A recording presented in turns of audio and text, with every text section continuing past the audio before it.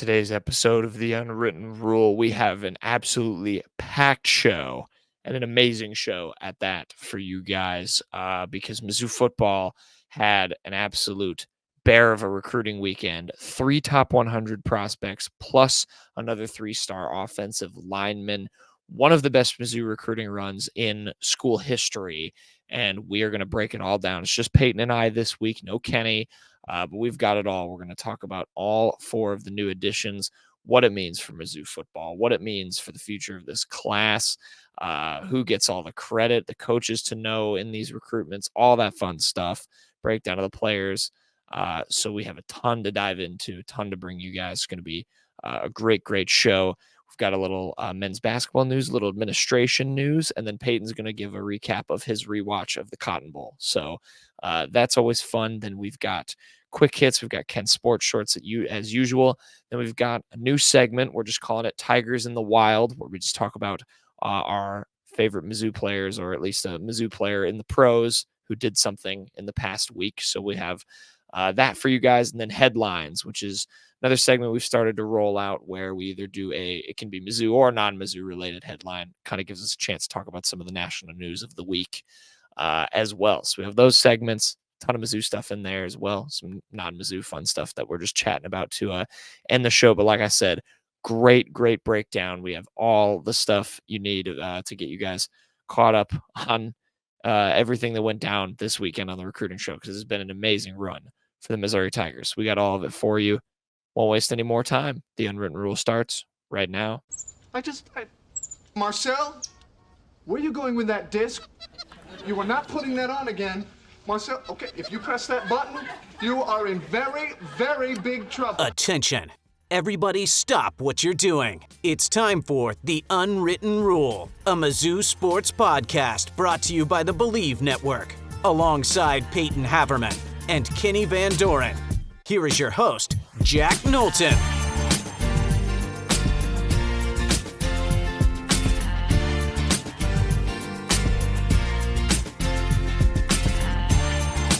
Welcome back to The Unwritten Rule. Today is Monday, July 8th. And Peyton, a big weekend for Mizzou football.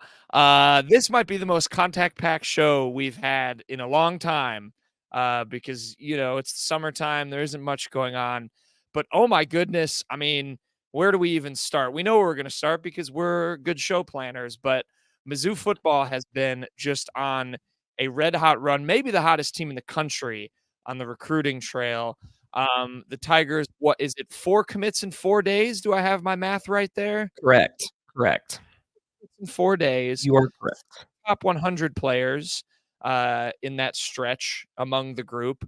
We've got Jayvan Boggs, Donovan Olugbode, Lamont Rogers, and Keiton Jones, all in the last couple of days becoming Missouri Tigers. We're going to go through them one-on-one, or one by one, rather. But Peyton, I mean, just in the general context, let's start there before we dive into Jayvan Boggs first. And these, some of these guys are names we've mentioned.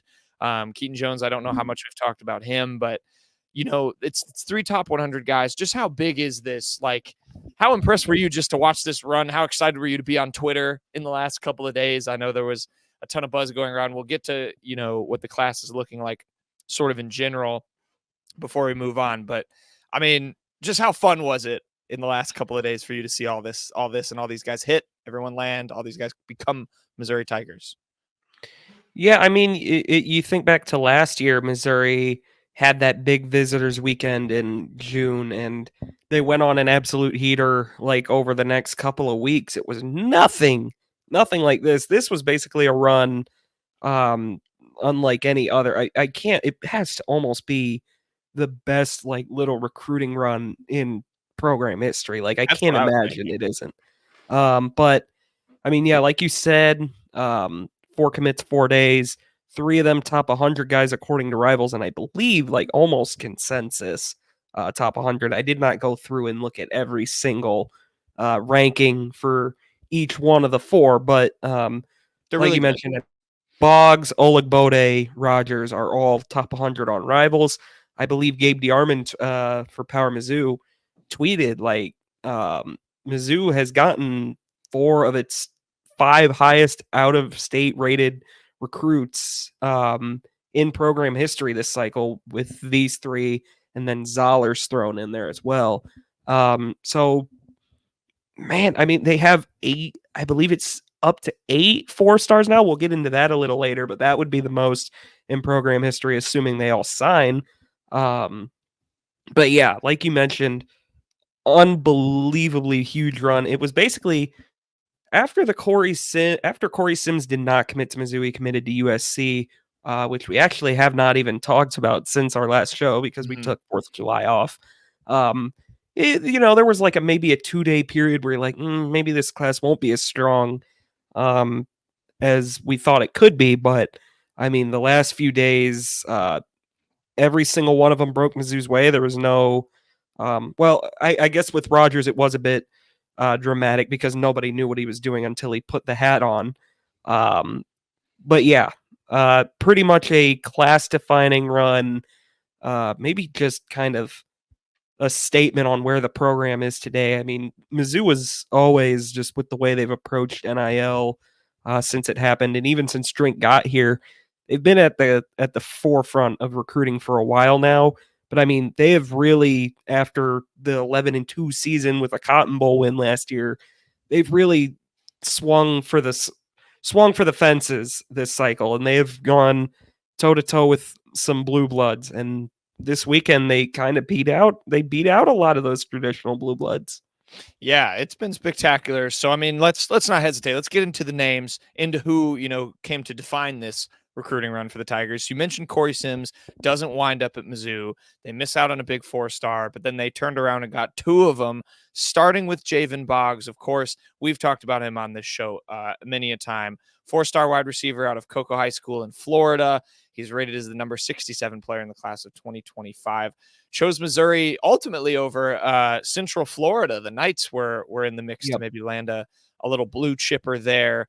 Stats for you. I did find those. 93 had 93 catches, 1,500 yards and 24 touchdowns last season. Led his high school to a Florida State championship, and he is, I believe, actually I didn't check with, or no, yeah, this is still right. I believe he is their 3rd highest ranked commit behind Matt Zollers and Jamarian Morrow. So what a way to start the run, Peyton. Jayvan Boggs, we talked about him on the show quite a bit, but what do you think of the receiver here out of Florida? Like you said, big out-of-state get for the Tigers. Yeah, and obviously, I mean, like we've mentioned, depending on the recruiting service, he could be anywhere on those recruiting rankings. I believe for Rivals, at the time of his commitment, he was the highest because he is higher rated on Rivals than Zollers. Am I correct? I think they both. I think Zollers, Morrow, and him both all have the 5.9 rating. So okay, they're all. Yeah, I just meant like the national rank, but I think either Zollers way, 40. Easy all the way up to 40 for Rivals now. I remember. I guess that's right. They did recently they bumped update it, didn't they? Well, yeah, that would be correct then. I mean, but Jayvan Boggs, just getting into him, as you can probably guess, recruited by Jacob Peeler. Big shocker there. He was until about 22 hours. I mean, the second Florida commit, wide receiver commit Missouri has gotten.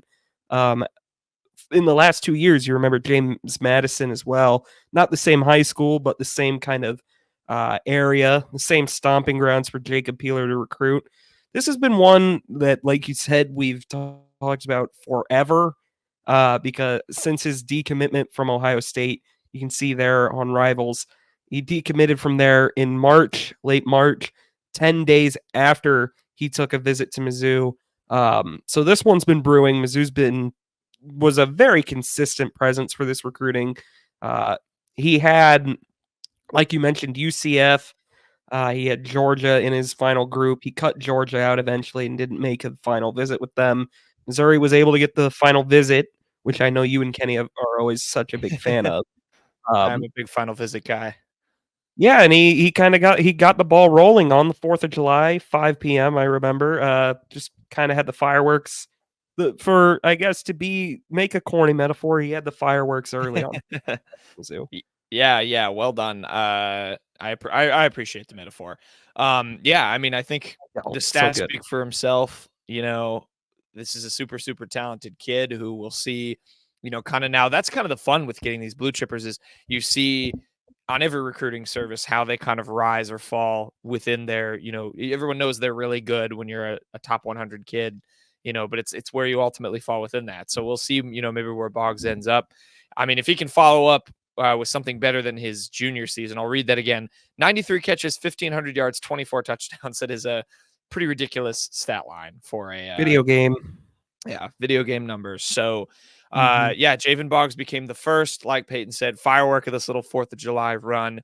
And then not too much time to celebrate before moving on to the next for the Missouri Tigers, because they went out and got yet another top 100 receiver, yet another guy technically out of Florida. I don't know where he's originally from because he goes to IMG Academy, and they, of Originally course, from Illinois. Okay, well, so it doesn't count as much. But anyway, Donovan Olugbode commits to Missouri the next day. Obviously, like Peyton said, he's from Illinois originally, but goes to IMG Academy. So he was the number 56 player right now in the class of 2025. Picked Mizzou over Florida, USC, and Washington. He OV'd to all four. Was one of the visitors, of course, at that big June official visit weekend. And I mean, you mentioned Jacob Peeler now, Peyton. Mizzou's Mhm. got Sean Terry, now Olugbode and Boggs. I mean, just a supremely talented recruiter. We joke on this show all the time that he is the biggest hidden gem in college football. But Donovan Olugbode, how do you feel about him becoming a Missouri Tiger? Yeah, I mean, you mentioned that big visit weekend. Olugbode, Sims, and Boggs all came to campus. Olugbode, quite frankly, I think everyone thought was kind of the least likely of that trio to commit. But then, I mean, after Sims went to USC, you kind of were hoping maybe just to come away with at least at least just come away with one of them. But I mean, Mizzou was able; they got a lot of traction for Olugbode in the day or so before he committed. I remember him picking up a couple future casts. Yeah, you can see there 3 different future casts just a couple days before his commitment. So Mizzou closed the deal here. As you mentioned, Jacob Peeler again, the primary recruiter here. Just enjoy him while you can, because eventually people are going to get wise to the fact that a guy that was the position coach in college for guys like Elijah Moore, DK Metcalf, AJ Brown, is now putting up unbelievable talents at the in the wide receiver room at Mizzou. I mean, think about where this team was when Drink first took over the wide receiver room. I mean, they had guys like Boo Smith, Tosky Dove were like legitimately like wide receivers 1 and 2. And I mean, in a few years, it's now arguably the best room in maybe one of the best rooms in the nation. And they're still putting up constant 4 stars into the fold. Guys like Crutchfield, guys like Madison, now guys like Olugbode and Boggs. I mean, it's just a stacked position group, and almost all of that is a credit to Jacob Peeler. I'm glad you mentioned, Crutchfield and Madison. These 2024 guys, they're already the poor guys are old news at this point. They still have, they're about to enter their freshman seasons where, they're going to be a lot's going to be expected of them. Eventually, it's going to be a bit before they see the field, of course, with Luther Burden and Theo Wees, the depth that you mentioned they have at the position. But yeah, I mean, talk about balancing a room out or getting depth in a position group in such a short span of time. I think you're right. Wide receiver kind of feels like, sort of a defining feature of these recruiting classes under Drink. It's like they just continue to land these kind of home run names. Of course, all the way back starting with Luther Burden. So yeah, Donovan Olugbode looking to be the latest of that group. I do have a quote here from Rivals recruiting director Adam Gorney. Shout out. He said, Olugbode, I don't remember where this was. I forgot what like camp or whatever he was at. But watched Olugbode, said Olugbode showed off phenomenal hands and caught every pass thrown his way. There have been some questions about speed with the IMG Academy 4-star, but those were all answered. And while he's not the fastest kid at the position, he's still plenty fast, and his hands are reliable. That it would have been a shock if he dropped a single pass, and he didn't at a camp. So You don't got to run a 4.3, man. If you can do everything else, well, a 4.5 will be just fine. I mean, pretty decent size. I mean, he's not tiny out there. So, No. and he's not even in his senior year of high school yet. So, yeah, it's so tough. It's so tough in this is a general thing about football, but it's so tough, in a sport where we have to talk about measurables so much. You have these kids that are one, still growing, and two, you don't get college teams like taking their measurables all the time. You just have to trust sometimes right. like loose information of really how big they are. But yeah, Donovan Olugbode is a tremendously talented kid. And like I said, him, Boggs, and Sean Terry now, Mizzou, Jacob Peeler, continuing to absolutely dominate in recruiting. Another name, Peyton, who has been kind of rising up the ranks, or I guess, he's become more in the spotlight in the last couple of days on this Missouri run, is Brandon Jones, the offensive line coach for the Tigers. The reason for that is he's also landed too. So 2 wide receivers, 2 offensive linemen. Brandon Jones pulled or ended up helping the Tigers land Lamont Rogers, who we were talking off air, Peyton, you said is maybe the biggest. Well, physically, he's most definitely the biggest. I assume no wide receiver is taller than 6'8", 305 pounds. But the biggest recruit anyway of this kind of not quadrant. I don't know what you say. Quadruple of recruits. This Quartet. group for quartet. Thank you. This quartet of recruits. Lamont Rogers, a 4-star guard. He goes to Horn High School is it Mesquite, Texas? Peyton, you're Yes, Texas I guy believe now. it's Mesquite. Mesquite. I believe it's Mesquite. Yeah. The number 74 player in the class of 2025, so a third of 3 top 100 recruits, chose Mizzou over Oklahoma. More on that shortly. Texas A&M, Florida State, and SMU. He took OVs to all those places. Like I mentioned, he's 6'8", 305 pounds. That is just like a human at all being that size is absurd. A human who is not even in college yet being that big is just ridiculous. Visited March 16th and then took his OV in late May, Peyton. So Lamont Rogers, we've established he's physically the biggest recruit of this group. Why is he the biggest in terms of guys that the Tigers have landed in this big run here? Well, I would say, like, maybe to clarify it a little more, I would say he's the biggest win. Not to say Olugbode and Boggs weren't, because they both were. I mean, Boggs was an Ohio State commit. Maybe it was a little bit of a, hey, you might be better off, like, in better position on a depth chart looking somewhere else with him. But, I mean, he still had plenty of suitors. Olugbode, of course, Washington was super into him. He had plenty of Power 5 interest as well.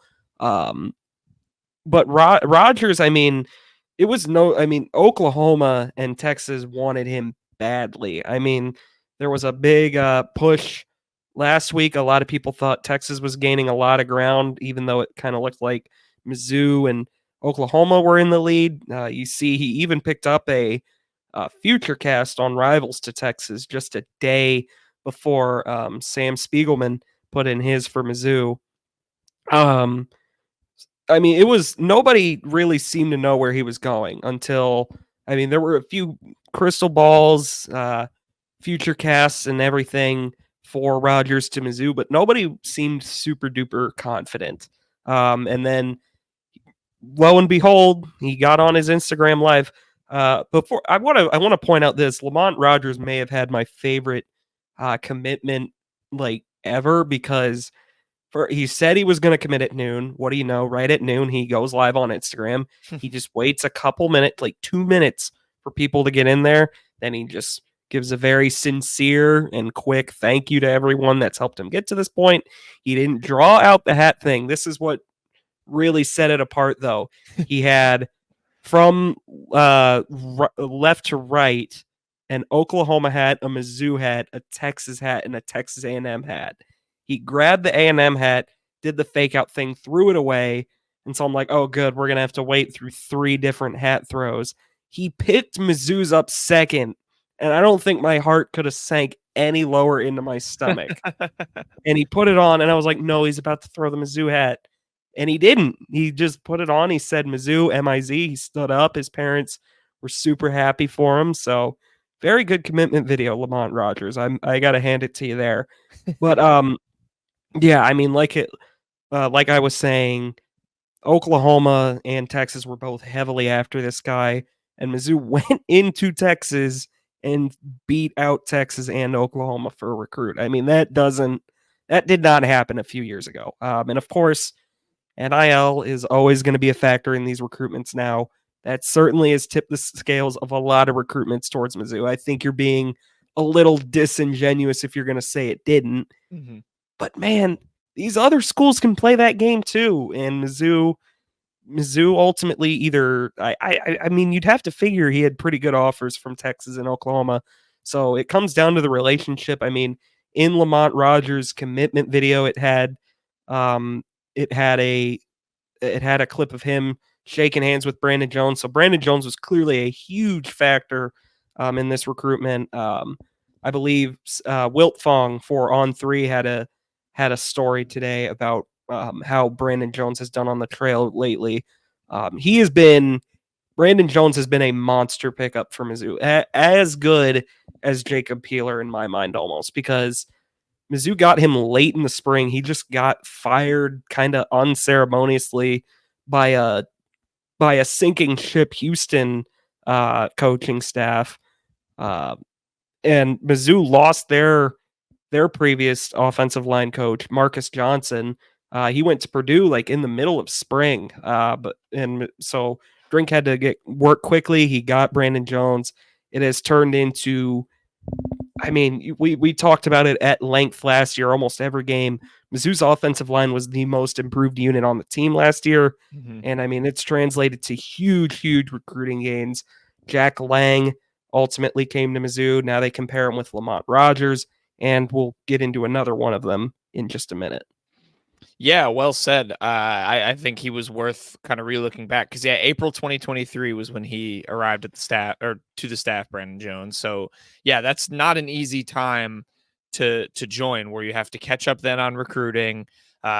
You've missed, depending on when you've joined, you've probably missed her at the very end of spring ball already, so you don't get a chance to really get to know your players before you're out with them on the practice field, and then all of a sudden you have another break, and you know that's a weird kind of timeline to get your feet under you, and he did it really, really quickly. So yeah, I think a lot of props have to go to the, at least according to his Mizzou bio, 15+ year veteran in the coaching game. So there you go. He's been around the block. But yeah, Lamont Rogers, I think Peyton, you said it best. I don't even know how much more I have really to add. Obviously, stats for offensive linemen don't exist too much in the high school level anyway. I will just. He's got a good amount of footage. You can in his watch. commit video on Twitter if you want to go look at it. He's a big dude. Yeah, that's what I was going to say. I'll just underscore again. He is 6'8", 305 pounds. If Peyton Marshall needs a sparring partner on the court, maybe we throw Lamont Rogers out there. Mm-hmm. I don't know. He does say offensive guard. I mean, obviously, it doesn't really matter what it says on the Rivals profile right now in their junior year of high school, but you do wonder if Mizzou will maybe give him a look at tackle or if he sticks at guard. Either way, the talent is there. Could be a guy we see Mizzou plug and play pretty quickly when he gets on campus. I would guess that with that kind of size, I would have to think, it would be a pretty quick track for him. Yeah, it's so interesting too, because even these kids nowadays, they're that big, but they're still super fast, super athletic. I mean, yeah, he had a host offers. So yeah, shout out to Brandon Jones. Of course, he landed Lamont Rogers, and he landed a kid rather with the same last name, Keiton Jones. I don't believe there's any relation. But yeah, Keiton Jones became the 4th out of 4. A 3-star offensive tackle. He's from Field Kindly High School. Kindley, I would assume. Yeah. Field Kindley High School in Coffeyville, Kansas. Took OVs to Mizzou, Arkansas, and Kansas State. Had offers from a ton of SEC and Power 4 programs. And like Peyton said, he is Mizzou and Brandon Jones' 4th offensive line recruit, joining Rogers, Jack Lang, and then Henry Fanuku from a couple of weeks ago. So the offensive line unit shaping up really well. Keiton Jones, I don't think a name we had really mentioned here previously, Peyton. What do we know about the what is he, 6'5", 300, another just large human being, Mhm. joining Mizzou's offensive line.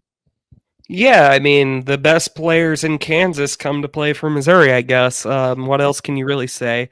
No, I'm just kidding, but only kind of kidding. Keiton Jones, I mean, it kind of says a lot when a guy who, quite frankly, would have been one of the darlings of your class a few years ago is just kind of tacked on at the end of a very busy weekend. I don't want to overlook this guy, though. I mean, like Yeah. you said, still a huge dude. Brandon Jones, quite frankly, has earned, I think, everyone's benefit of the doubt um, on any sort of recruit or offensive line matter. So I don't, like you said, don't know a whole ton about Keiton Jones. I think he was someone that was kind of, I believe, expected to go into Mizzou for a bit now. Yeah, or Gabe DeArmond did only put it in a couple days ago, so maybe Mizzou won it out recently. But anytime you can beat Arkansas, and I remember K-State was in it. I believe Oklahoma was in his Final Four as well. That may not have been as big as like Lamont Rogers, but Arkansas and Kansas State definitely seemed to be like very legitimate threats here. As you said, he went to visit both. Anytime Mizzou can beat out one of those two backwater programs for, I'm sorry, I don't mean to be mean to Kansas State, but I do mean to be that mean to Arkansas. Always a good day at the office. Always a good day. Yeah. Yeah, I think it's a nice get. I mean, you're right. I think it's, we as Mizzou fans, when we start to experience these bigger wins on the recruiting trail, you got to remember that the 3 stars can still absolutely blossom into something, extremely talented. Obviously, you win games by winning recruiting battles for the best high school players, but there are always hidden gems. There's always good players like this. There's no reason why Keiton Jones doesn't, turn himself into a talented prospect down the line. But just again, another win for Brandon Jones. Again, another win for the Tigers to just, underscore how awesome of a weekend this has been. And Peyton, Now hold on a minute. I don't know if yeah. you can really see this here. In the background, Rivals has like a photo of Keiton Jones here. I think that's Jacob Peeler right there with him. So It might be. Peeler, yeah, I think Peeler. that's Jacob Peeler right there. So he's dipping in, all over. And we've mentioned it before. Mizzou and Kenny would be very well equipped to speak on this as well, because he covered the recruiting on the Mizzou football beat extensively for the Missourian. But Mizzou, they have their coaches do more than just their position. I mean, they are out and about. It's kind of zone, I believe, region based, really. So it's not at all uncommon to see like Jacob Peeler helping to recruit a defensive lineman or something, but it's always noteworthy. Yeah, definitely. Good point. So there you go. a little hidden gem in the background of possibly his rival's profile. Right. Yeah, so we'll see how Keiton Jones kind of pans. And Peyton, so we've gone through these 4 individually. We talked at the top, just about this class in general, but so Missouri, after they land these 4 guys, they're up to 16 commits. They rank 12th in the country, 6th in the SEC, at least per Rivals. In these team rankings. I mean, you mentioned, I think you have a tweet too that talks about it. I mean, how good can this class be? And is it? I mean, we've already speculated. We think this might be one of, if not the best recruiting run for the Tigers in a short span, ever maybe. I mean, how close can this maybe get to becoming Missouri's best class ever if they continue to kind of build some momentum here, head into the fall, land a couple more of these guys? I mean, not to get too greedy. I love where the class is at now, but I mean, there's still some potential here to be a really kind of head-turning, class, similarly to how head-turning the season was on the field last year. I mean, quite frankly, it probably already will wind up being Missouri's highest rated class. I mean, they got another commitment coming this week, hopefully for Charles Bass. We'll talk about that in a second. But as you mentioned, I mean, right now, after adding Keiton Jones on Sunday, they're 12th on Rivals, 13th in 24/7, and 16th in On3. I mean, their lowest is 16. And I mean, there's still probably a lot more, or at least a few more additions coming. So kind of think we're already at the point where this is going to wind up being Mizzou's top class, and that's kind of what you wanted to see. I mean, last year was a good class, especially when you consider they got off to a slow start. They were recruiting basically off the backs of several 500 seasons.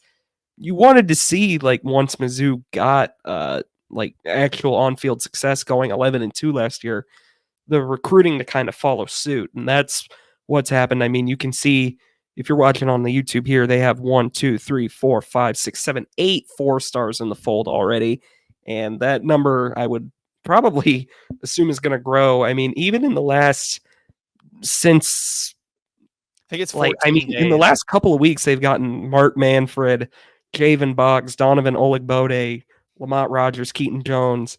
Sean Terry was just a few days before Manfred, and Jamarian Morrow, Dylan Williams were recently. Henry Fanuku. I mean, that's all since June. So the summer has been very kind to Mizzou. I'm sure we're going to see plenty more as we go forward and get closer to the football season. So on that note, I mean, we mentioned Charles Bass. Obviously, he commits. He burned us, by the way. Charles Bass did, because he was like one of our only topics for a week, and then like a couple hours after we recorded, decided to push his commitment back. He is committing now on Wednesday, July 10th. So we talked a little bit about him in the last show, but the 4-star safety out of East St. Louis, he would be another top 100 player. He's number 97, number 9 safety. In the class, has a final choice of Missouri, Arkansas, Illinois, and Kansas State, very regional based. You can touch on him, Peyton. Obviously, go check out I believe it's our last show, because it was when we took the break. So you can listen to that as well. But in addition to Bass, who might be next here for the Missouri Tigers, and that that could be added, like I said, to this great 2025 class.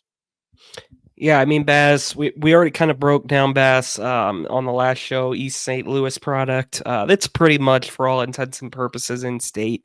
Alpogue taking the lead on the recruitment there. In regards to Charles Bass, I mean, like it's kind of expected he'll wind up at Mizzou. Gabe DeArmond has had a future cast for that one since April. I don't think much has changed there. Arkansas ain't going to get him. Illinois is not going to get him. Why would he ever go to either of those programs? Just a reminder, no kid is going to choose Missouri over Arkansas if they have legitimate options for both. But Charles Bass, I mean, that would just be, like you said, another top 100 for Mizzou. That would be their, fifth top 100 guy? Mm-hmm. I mean, that doesn't happen for Mizzou. I mean, that is never, I would almost certainly has never happened in school history. I'd have to go back and actually look at that, but I'd be stunned if that has ever happened for them. I think it'd be 6. I think it's Morrow, Zollers, and now Morrow. I didn't even think of Morrow. Olugbode, Boggs, and Lamont Rogers, and then so Missouri absolutely running the Rivals 100 list anyway. Any other names to throw in the fold for Mizzou in addition to Bass? Yeah, I mean, we've talked about like Andrew Babaloa. I mean, I believe he had a bunch of crystal balls, future casts, and all that to Stanford a couple weeks ago. But he still hasn't committed there yet. So I mean, it's still possible. I'm sure Mizzou would love to get him. Fasusi just does not seem to have any Mizzou buzz around him anymore. I believe he was Mizzou's first visit, or Mizzou was his first visit, but it doesn't really seem to be like it. I believe Texas is kind of the one you would look around and see the most for him. But really, I mean, it doesn't matter too much. Epinesa is another one Mizzou had on campus that I'm sure they'd love to have. Otherwise, I mean, we'll see what they pivot to if they don't land all three of those guys, which does seem to be a tall task. But even if they don't, I mean, like we've mentioned, pretty unbelievable haul already for the Tigers. Yeah, and I would have to think they'd be getting, if they did get, Babalo, or they go with another offensive lineman, they got to be getting pretty close to wrapping that part of the field up with, now they'd have 4 guys if they get one more. But yeah, we'll have to see. I mean, we'll obviously be we'll be following it along. But it has just been a wild class. It's been immensely fun to watch Mizzou just be the hottest team on the recruiting trail, in the country in the last, couple of weeks. Should we bring up? I think we got to talk about the message board geniuses tweets too. Certainly. What? Pull them up. We gotta. I think. Yeah, I will. I'm just making sure everyone knows. Fasusi. Nice. He's guy. Peyton's fulfilling the YouTube obligation. Definitely trending more Texas direction. I mean, he's got 4 future casts there. I'm sure Drink will keep at it, but I mean, you're not going to beat every Texas recruit. Beat Texas for every Texas recruit. So definitely not. But, well done. But speaking on Texas and really Oklahoma, we'll start with Texas, I think, because they had less of a meltdown. But like we mentioned earlier, I mean, Lamont Rogers was down to 4 yesterday. Nobody knew for sure. Nobody was 100% knowing where he was going to go between Mizzou, Texas A&M, and Oklahoma. But Mizzou was able to beat him out. And it was not a very pretty picture on some of the rivals boards or otherwise. Everybody, I'm sure, has seen the message board geniuses account. Mizzou got 3 actually different tweets from message boards geniuses yesterday after the Rogers commitment. Knowlton, would you like to do the honors of reading through them? Oh, I sure can. So this comes from Orange Bloods, which is, I believe it's the rivals board for Texas. So this is for, who is this for again?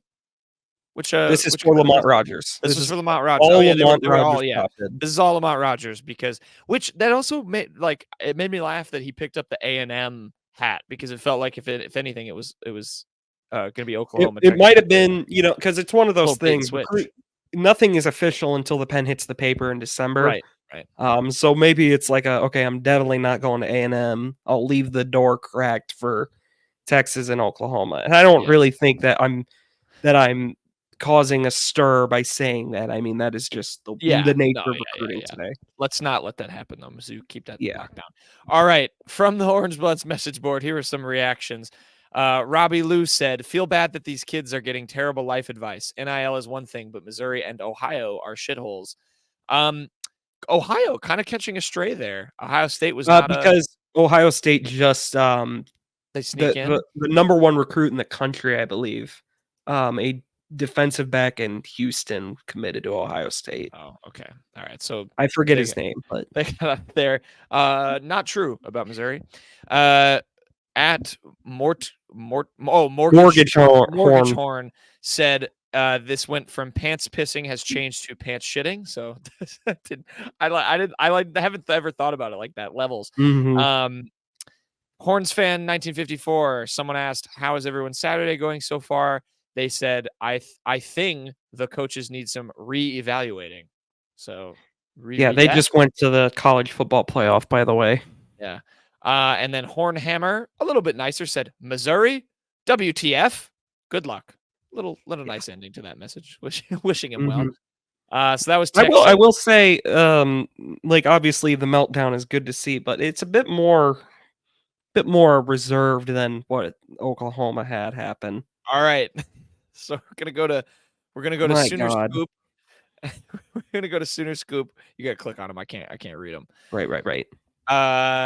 OU Chainsaw Massacre. Oh my god, that's actually kind of funny. Of a username. Not serious about football. Period. Next. Are they talking about Oklahoma's not serious? Yeah. Basketball school, or him. They could be talking about Lamont Rogers for all we know.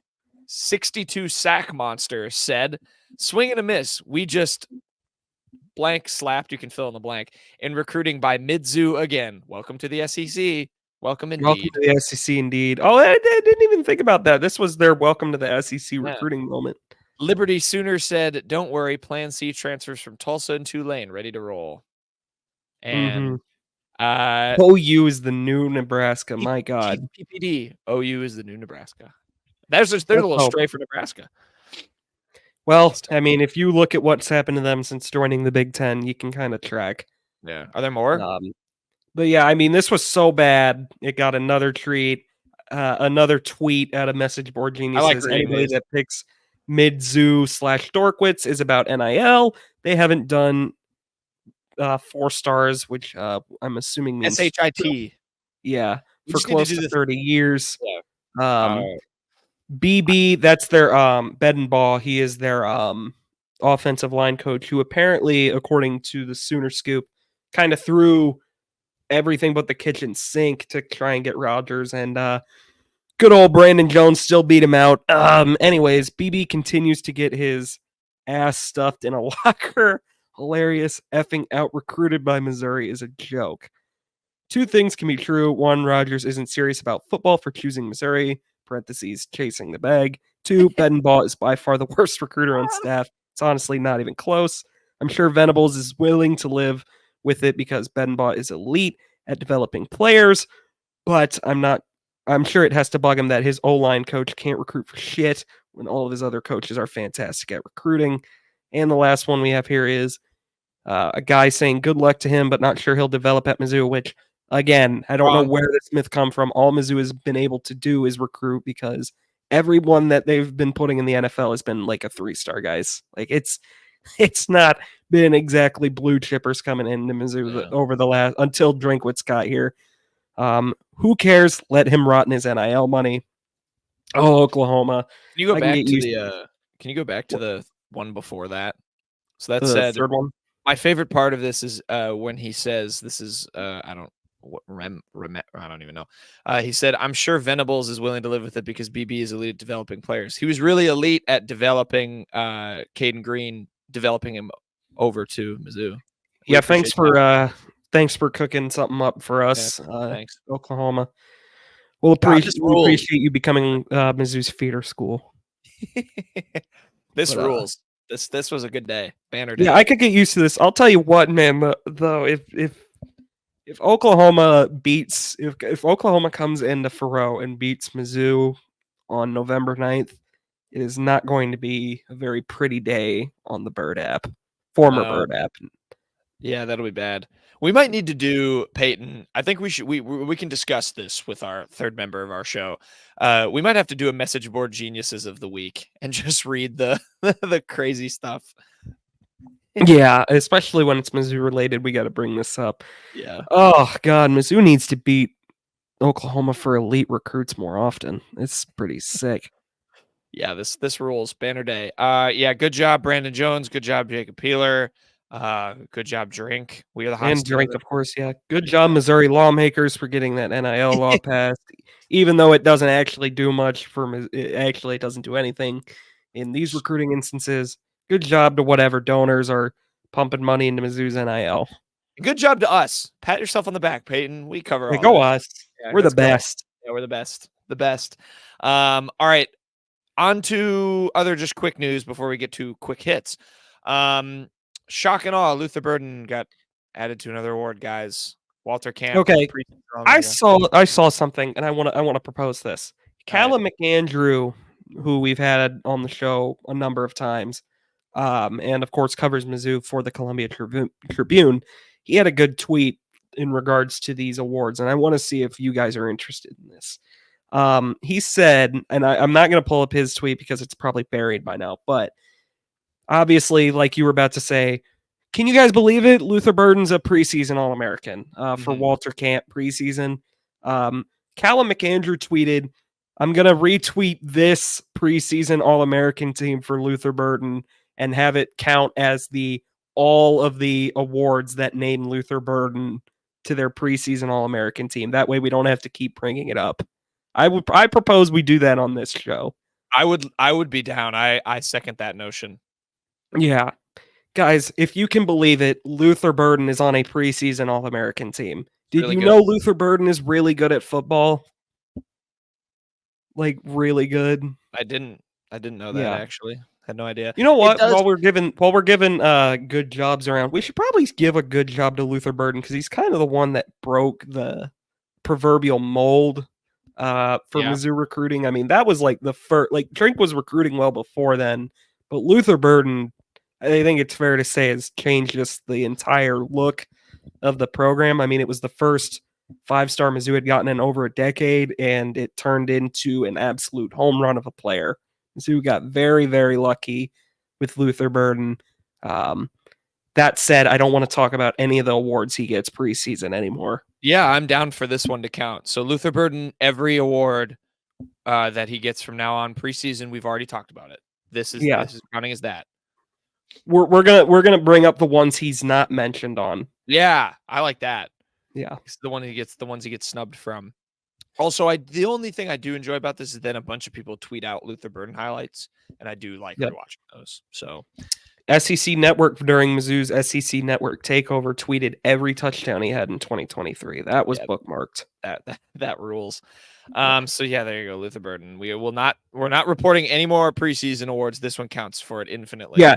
Any preseason award we don't bring up, just assume he's on it. Yeah. Yep. If we talk about it, it means he got snubbed. I like. We're probably gonna bring it up anyways. Kenny's gonna make us. Yeah. All right, basketball as well. We got some news.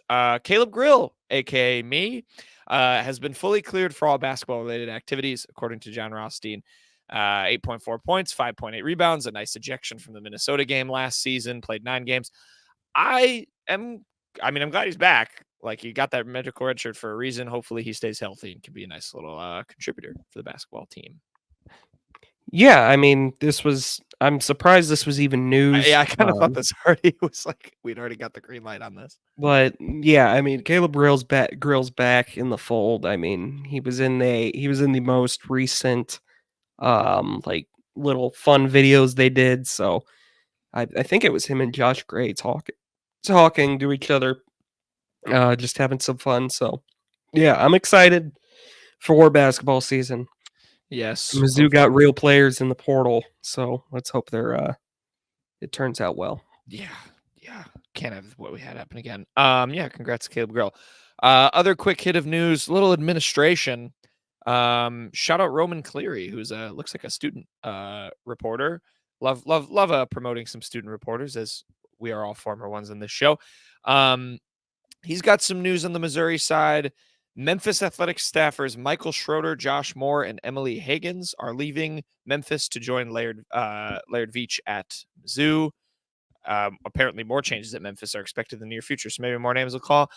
I don't know who any of these people are, but I'm glad that he's recruiting, but he's bringing over people that I guess he's worked with already. That's really all I can say. I'm not a huge athletics administration guy, but there you go. Some names to know. And we don't even know the roles they're in yet, so not much we can add here. But I mean, very standard stuff. Bringing a lot of your staffers with you. I mean, Desiree, I'm sure, has brought plenty of Mizzou people with her to Arizona. So yeah, it's news. So maybe we'll hear.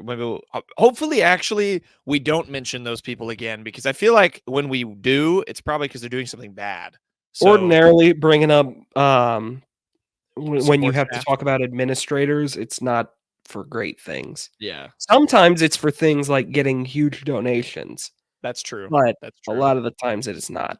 Yeah. So hopefully we don't mention them again, because they're just doing their job well. So yeah. But yeah, shout out to them.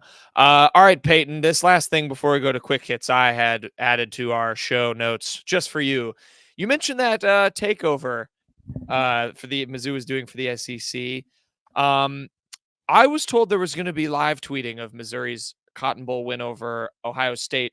You, in fact, only tweeted this GIF of being excited to watch the game. I did not see any follow-up tweets, and I am very disappointed, so I need a game summary from you. Yeah, I didn't want to flood the timeline. I'll tell you what, the offensive line played worse than I remember in the first half. But then, I don't know what, something clicked just like late in the third quarter, because they just turned into like absolute people movers for the rest of the game. Xavier Delgado very easily could have won the offensive MVP award. I'll tell you what, it probably should not have been Brady Cook. He did play well, very well, mind you, in the last 18 or so minutes of the game, but the first 42 were not very good. And they weren't good for anybody. But I mean, you can't really recapture like the magic of being there and watching Mizzou like do something really cool for a change.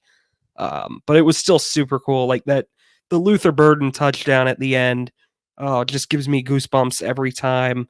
Definitely my favorite sports win for one of my sports teams, probably since like 2018 or something, back when the Bears were really good. All in all, Dalen Carnell should have won defensive MVP. He was he should be a draft pick. It would not shock me if this is his last year at Mizzou, because he jumps into the NFL draft. I hope Batoon has a keeps him in the star role, whatever he wants, whatever he's calling it in his defense. Don't do anything with Dalen Carnell, because he's a damn good football player. Well done. Yeah, I did not watch, but I'm glad somebody did it. You were texting excitedly, and the vibes of that game were just immaculate. Mm-hmm. All right, that's what we got. Look at that. 48 minutes of Mizzou content to get your week started. Don't say we don't bring you good shit in the summer. All right, we do. Right. Thankfully, because Mizzou's landing recruits, so it gives us a lot to talk about. But anyway, we're gonna finish the show. We do have a Ken Sports Shorts, even though he's not here, and we have a new segment. We're gonna do we're just calling it Tigers in the Wild, which is just our pro, Mizzou and the pros look, and then we'll finish with headlines. Headlines, if you don't remember, either Mizzou related or not Mizzou related, just something we read, a headline that caught our attention, gets us a chance to talk a little bit about the national sports landscape. You know how that all goes. So yeah, stay tuned. We'll finish with quick hits.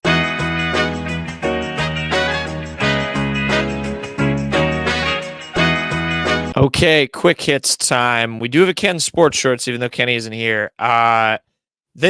We're doing an immaculate grid. You can see that if you're looking on the YouTube. Peyton, to help our podcast listeners, I'm going to read what square you're going to do before you get it. So don't just blast through this really quick. This is going to be me reading the criteria of the immaculate grid and Peyton solving it, because it's baseball. I don't know any of this. So Peyton, we have the immaculate grid. On the one side, we have the Diamondbacks, the Arizona Diamondbacks, a 40-plus WAR for their career and played first base for at least one game. On the other side, we have the Angels, the Detroit Tigers, and a first-round MLB draft pick. How about, Peyton, if you're looking at this right now, could you get all of it, do you think? Yeah, I think I can get all this. All right, how about I pick a square for you, and that's the one you fill out? Okay, that's fine. And then you have to be try and be as niche as you can. We have to get a good. Yeah, I mean, ordinarily I'd try and think of the most obscure reliever ever for a lot of these, but it's not a ton of teams, and we don't want to take 50 years on this. So, all right, your first square. We'll just go in order. Angels, Diamondbacks. Who are you gonna pick? Angels, Diamondbacks. I'm gonna go with one Kenny would love. Mark Trumbo. Mark Trombone. Yep. Boom, 5%. There you go. I can do better than that. I can think of a reliever if I had enough time, but it's fine. Angels and 40 career WAR. Okay, so I mean, I obviously have a back pocket like Mike Trout if I want it. What I'm trying to think of is a less boring ass answer. Okay, so there was another fish man that played for the Angels. He was an outfielder. You know what I'm saying? You know who I'm talking about? You have no idea who I'm talking about. Sin-Soo Choo? Did he ever play for the Angels? No, he didn't. And that's also not a fish name. He was on Trout. Yeah, he was on the 2002 Angels team. And he played center field. I believe he would have eclipsed 40 WAR, but I can't think of his name. Go to a different grid. We'll come back to that one. Okay, hopefully I can think of it later. Angels first base. Angels first base. I mean, he has to have played one game there. Yes. I mean, I can think of a million options. I'll go Justin Bohr. Let's see. 2%. Good job. I'm all right. Very upset that it's even that much. Tigers, Diamondbacks. Okay, well, Joaquim Soria played for both. JD Martinez, Dawel Lugo. So that's 3 right there. And I mean, JD Martinez is a boring answer. Joaquim Soria is a bit deeper because he's a reliever, but I mean, I think people would still know that. Although I don't Not know me, how many people. would think of Joaquim Soria with. By the way, I just thought of his name. It's Tim Salmon. Get it? Yeah, put But it in. we'll go back to that. Okay. I'm gonna just go Soria because I don't want to waste so much time. Ooh, 0.4. That's a 0.4. great one. Nice. There we go. All right, 40 Uh, career WAR. and the 40 Tigers. career WAR. I mean, the Tigers are one of the oldest franchises ever. So you have no shortage of options here. I almost want to roll the dice and say Ian Kinsler did, but I don't know if. Oh yeah, I think you know.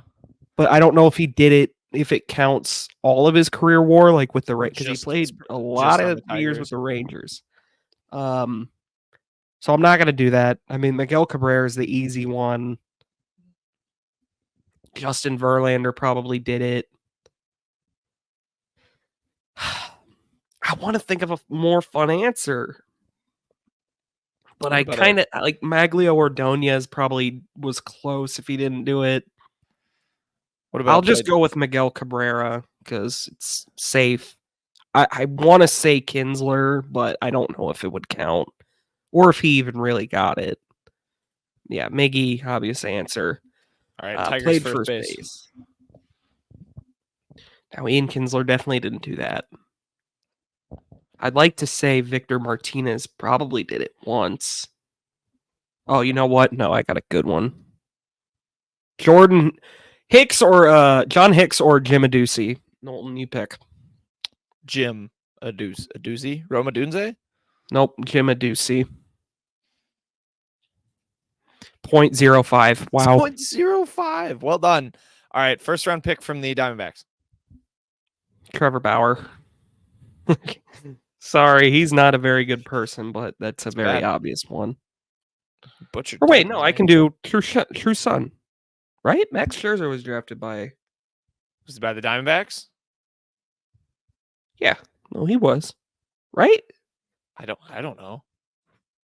Ooh, good job. 4%. And we don't have to do Trevor Bauer, which is probably good. 40 WAR, first round pick. Oh, man, there's a lot of options, but I mean, it's always kind of tricky. I mean, Mike Trout I could use here. Obviously, there's a million guys that have done it. That could maybe be good because maybe a lot of people go with him for the Angels. The Angels won for this. Yeah, you know what? I'll just do it because we got to move things along as well. So we'll do Mike Trout. Yeah, 8%. I'm gonna get Salmon here. Tim Salmon. Yep. 3. All right, first base, first round draft pick. Okay. Has played at least one game at first and was a first round pick. See, like, there's obviously about a Kyler Murray. This is going to be a very Angels-centric grid. Nolan Shanuel.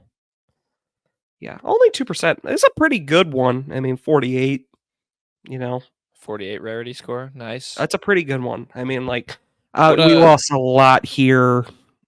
I could have done better here and here. Would Kyler Murray fit for any of the first round picks? No, he would not have. He was not drafted by the Diamondbacks. He accumulated 0 WAR, and he didn't play baseball. He never played a game, let alone first base. Yeah, good. So nice, good job, Peyton. You were meant to carry that one, and you did. Very proud of you. Yep. Very happy with the Jim Adducey being that low. I almost want to restart and see how low Hicks was, but I'm fine restart with and see if Ian Kinsler works for the 40 WAR. I do want to do that. I don't know if I can just restart it. But I can just tell you right now if he even had it. Ian Kinsler, he probably was a 40 WAR player. Oh wow, yeah, 54. So he probably would have lurked. The only question would have been if it had to all come with Detroit because he only played there 4 years. But yeah, he was a really good player. So all right, there you go. Not shocking. Oh, he was drafted by but that was the 29th round. Whoops. Moving on. All right. We changed one of our segments. We're going to just call this one now Tigers in the Wild. We kind of had already been doing it, but it's just, former Mizzou true sons who are now out and about doing pro things in the pros. So I guess, Peyton, would you like to read Mr. Kenneth's? Who's he got Sure, we'll for stick his with Tiger in the Wild? We'll stick in baseball. Kenny stole Tanner Houck from my jersey of the week. Tanner Houck, former Mizzou Tiger, former ace for the Mizzou Tigers. He's become the ace of the Boston Red Sox. He's going to his first All-Star game. The Red Sox whipped up a pretty sweet edit. He's got a cowboy hat on. He's in like a Texas desert, out in West Texas. Yeah, that's pretty much it. Tanner Houck, first ever. I mean, I can pull up his stats if you want. We don't need to do that, but might as well do it. He's an all-star. He's earned it. I assume he's really good. Yeah, no, he's been great for them. The stuff has always been there. He's finally put it together as a starter this year after kind of going through a lot of reliever things. Last year, he started 21 games, but he had a 5.01 ERA. This year, 2.68 ERA, very, very good. Striking out 8.6 per game, not bad, or per 9. That's not bad. What really jumps out is how much his home run rate has improved. Dropped it down to 0.4 per 9 innings. That's elite levels right there. There you go. Best of his career by the looks of it. Best in the league right now. Best in the league. All right. Shout out Tanner Houck, true son. Peyton, who's your Tiger in the Wild? My Tiger in the Wild is going to be the rightful 2020-2021 SEC Player of the Year, Dru Smith. That fraud, Herb Jones, did not deserve it. He should turn it in if he has any integrity. He was signed by the Miami Heat. They all caps Heat. Oh, yeah, they did. To a 2-way contract for about the 20th time of his career, I'm pretty sure. Obviously, it's very well heralded. Spoelstra and the Heat in general just love undrafted guys that kind of fit the culture. Gritty. Clearly, they value Dru Smith as someone that has done that because this is the 15th time he is re-signed with the Heat. He had one brief stint with the Nets, but otherwise it's been all Heat. I will not lie. I did text a Miami Heat fan this, and they kind of gave me the rolled eyes, like, "Oh, we're getting this guy again." But hey, maybe this will be the time. Maybe this will be the time it works out for Dru Smith. I don't think he has a huge role or anything, but I forgot that will be an endless gripe with Peyton. By the way, the SEC Defensive Player of the Year. Well, maybe if Herb Jones had better numbers than Dru Smith, it would have been a rightful award. Well, you know what, Knowlton? I take that back because Herb Jones, of course, beat Dru Smith head-to-head that year. Oh, wait, he didn't do that either. He did not. So this is true. Absolute ridiculous. Absolute ridiculousness, rather. Dru Smith, I'll go to bat for you on that one. I could really turn up the heat here. If you want me to say something that maybe could make you angry. Like what? Herb Jones, I think, might be my favorite player in the NBA who's not on the Bucks. Dude, that is why. He's good at defense. He's gritty. It's an offensive league. Who gives a shit about defense? He's a dog, though. And he's gotten better at offense in the league. Whatever. Dru Smith won that award. I'm only talking pro Herb Jones. I won't speak on anything in college. Dru Smith. But yeah, Dru Smith, he's back. Moving on. Dru Smith. I'm sticking the NBA. My Tigers in the Wild is Sean East. Sean East the second, of course. Main bird himself. Yes, the main bird. Him. Wait a minute. I like no cap, and he's the main bird. Gotta play it. Found Sean East. He started the Los Angeles Lakers' first summer league game.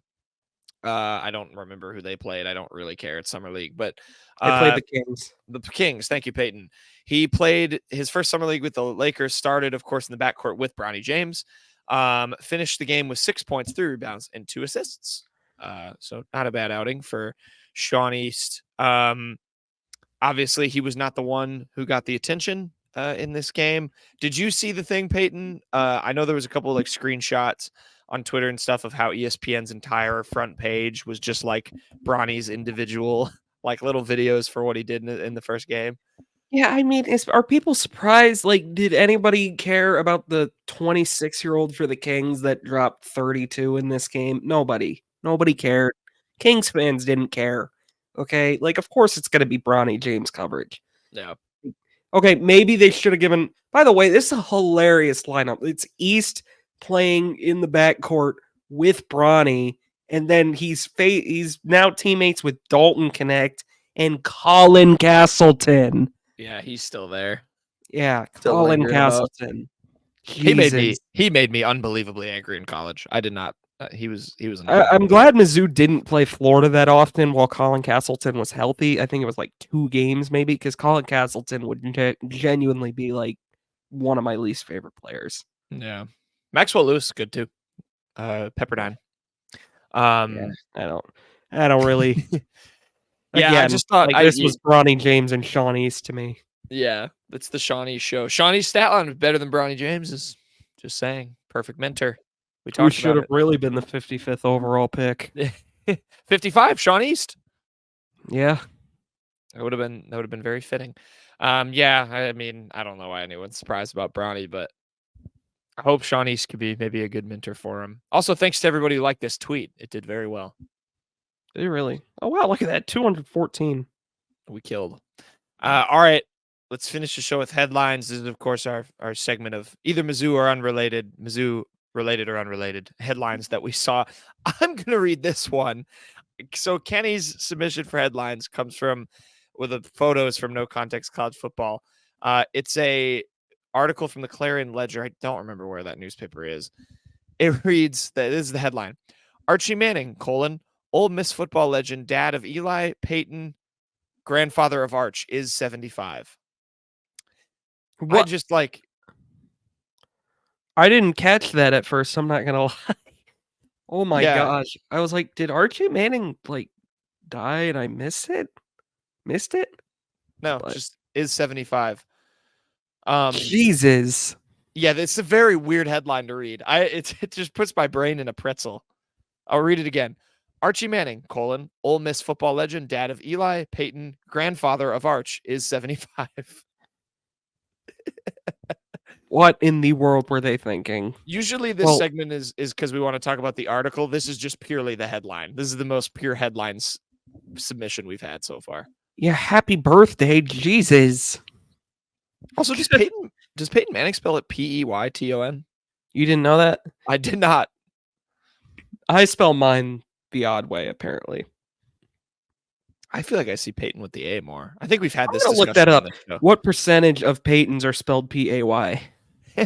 While he's typing that in, I had to read that 5 times after Kenny sent it because it was just. Yeah, I was like, did I miss Archie Manning dying until you read it out loud? But it doesn't. It also is like there's just so much going on there. Grandfather. Could we just do Ole Miss football legend? Could we just mention in the article that he's the grandfather of who? Of Arch. Like, why do we have to have that all in the headline? Could we just say like football icon or something? It's notable. I mean, it did leave out the part where he was like the quarterback of the New Orleans Saints for like a decade, but yeah. Anyways, I'm doubting there's a lot of data on the Peyton spelling. You clicked this link before. It was purple.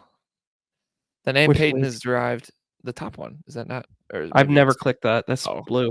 You're dumb. My eyes were tricking. 75% of the time. 75% of the time. No, that's used as the name is most often used as a last name. Oh, so it's even weirder. You should just be a. Moving on. Anyway, what's your headline?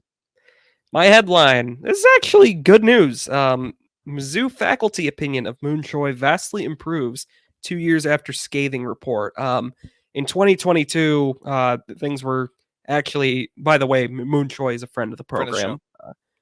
We had one of our favorite episodes was when Moon Choi came on and kind of laid out the fact that they want to win championships in the athletic department. Definitely a highlight for us when we were on KCOU. 2 years ago, though, I mean, he was not well liked by the faculty at Mizzou. I don't think it was a secret. You can see it here in this Missouri Independent article. Only 26% of those surveyed in 2022 supported retaining Moon Choi as the chancellor of the system. But that has really improved over the last 2 years. Choi now has 64% of the faculty's support, which is a good thing.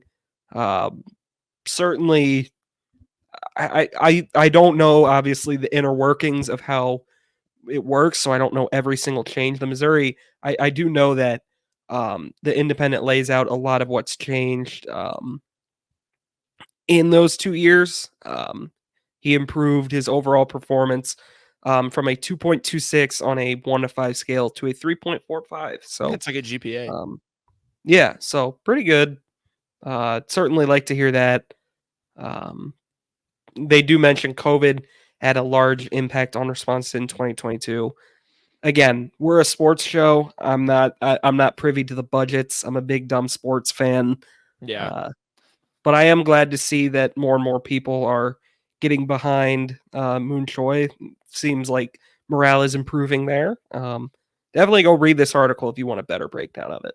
Yeah, I like the Missouri Independent. They do good work. But yeah, I mean, we want our university to be a good place that professors enjoy teaching at. So I guess that's good. Hey, you got John Anderson back, or somebody did. So yeah, that's a win in my book. To bring it back to the big dumb sports world.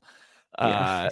Yeah, there you go. So yeah, shout out Moonshine, and of course, yeah, friend of the program. We love seeing all of our friends of the program succeed. Of course.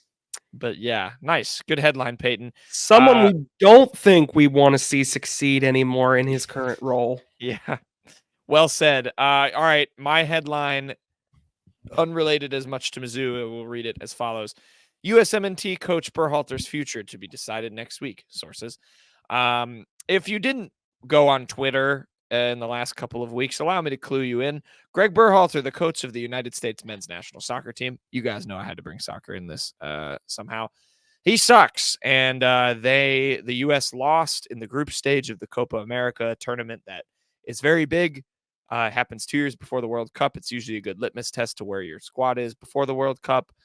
The U.S. got eliminated in the group stage, and a lot of people are very mad at Berhalter and want this to be the last straw. I've said that vehemently on this show. I believe I've succeeded in turning Peyton and Kenny against the man. So if nothing else, I've done my job there. But apparently his future is getting decided in the next week. So hopefully this is the last straw. Yeah, I go with the wave on whatever the U.S. men's national team opinion is. I have no original thought to add on this. It does seem pretty remarkable that Mizzou. We talked about Mizzou so much on this show, believe it or not. It seems pretty remarkable the U.S. got grouped. That is pretty unbelievable. I mean, to the 2-1 loss to Panama, was that like the one that kind of did it in? Like, yeah, so there was a lot that happened in that game. The U.S. got a red card. They were playing with a player down for like the whole time, but Berhalter still did not he did his typical thing, which is he doesn't adjust during games.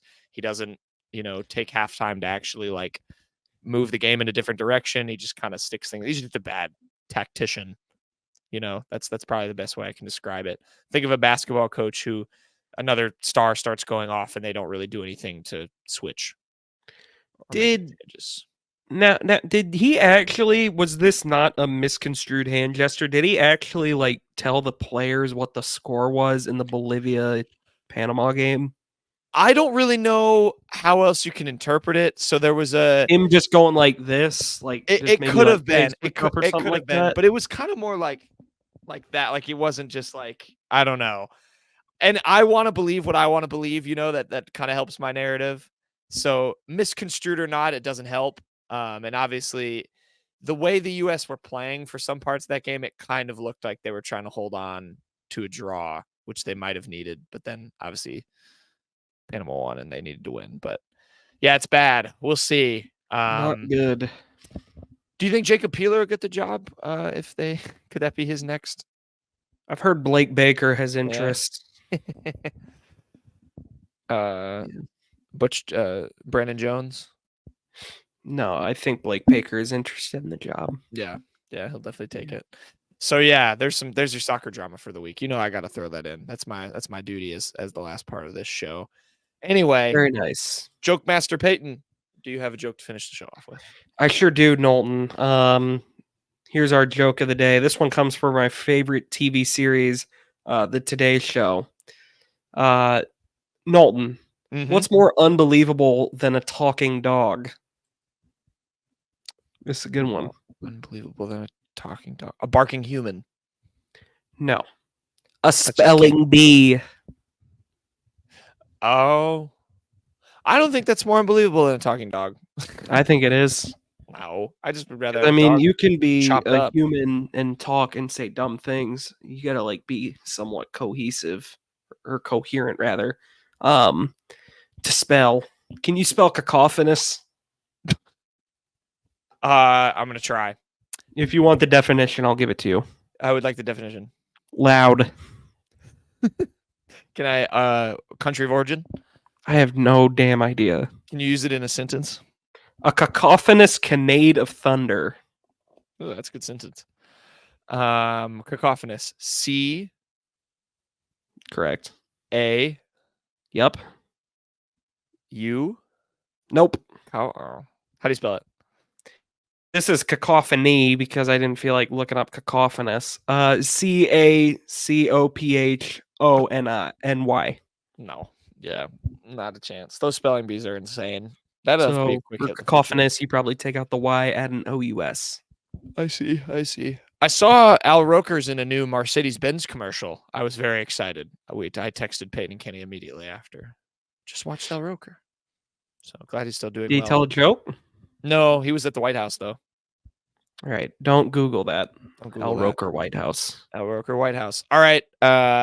Hope you guys enjoyed. That was about as packed a Mizzou show as we've had almost since the season. So that's pretty hype. And we'll be back, hopefully, talking more commitments here in the next one for Friday, and with Kenny, ideally.